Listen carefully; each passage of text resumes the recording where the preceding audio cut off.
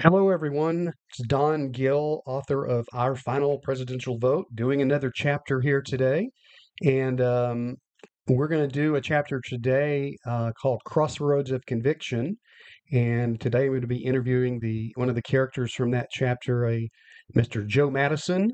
Lives in a small town, conservative all of his life.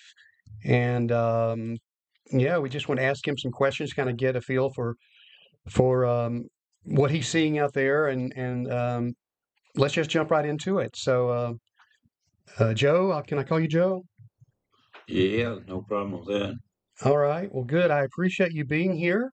Um, I just jump right into the first question. I'm going to call you Joe.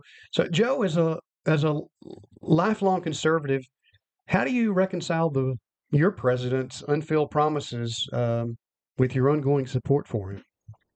Well, it's about looking at the bigger picture. I believe in the core values that the president stands for, and sometimes, even though things don't go as planned, it's the intent and the direction that really matter to me. Okay, I appreciate that answer. I know a lot of other folks out there probably feel exactly the same way.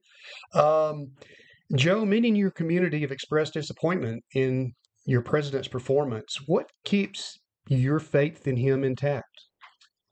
Well, patience is a virtue, they say. Change doesn't happen overnight, but I see the man doing his best against a lots of pushback, and I'm willing to give him the benefit of the doubt. Gotcha. Understand. Um, Next question. Given your deep roots here in Sparksville, how do you think the president's policies have directly impacted the local community?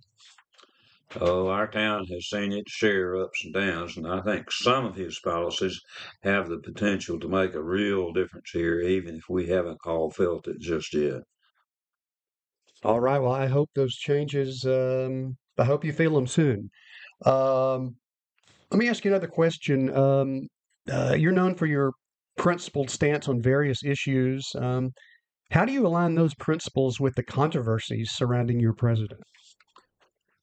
Every leader faces challenges, and he's no different.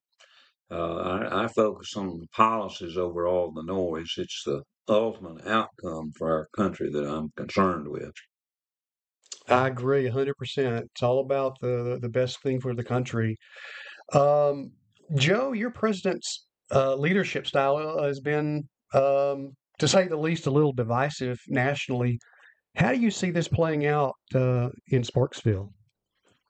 Divided folks are everywhere, but we try to stick together in our little small town here. We may not all agree with him, but we agree on working together for the good of our community. Exactly. I was having this exact conversation recently with someone talking about the importance of the community. Um, Joe, looking ahead, what are your expectations from the president, and what would it take for you to reconsider your support for him? I'm looking for strong leadership on the economy and border security, and as long as he's working toward those goals, he'll have my support. Gotcha. Um, Joe, how do you respond to critics who argue that continued support for the president undermines the conservative values that you and so many others hold dear? To me, conservatism means standing firm against woke liberals. I support him because I see results from his actions, even when the going gets tough. All righty. Got a couple more questions for you, and then we'll wrap this thing up. Joe, can you share a personal story or experience that explains why you and so many others, when specifically you, remain loyal to the president despite all the challenges that he faces? There was a time when one of his policies directly benefited one of my friend's businesses. And seeing that firsthand, that impact of his action explains why I stand by him.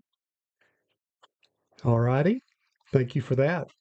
Last question, and then we'll wrap it up for today. Joe, lastly, what message would you like to send to your president, given your unwavering support among widespread criticism? Keep on pushing forward. Many of us in small towns like Sparksville see what you're trying to do for us, and we continue to stand with you. All right, Joe, I really appreciate your time today. Appreciate you guys out there listening. And again, this was from the chapter called Crossroads of Conviction from my novel, Our Final Presidential Vote. We'll see you guys soon. Thanks again for listening. Bye bye.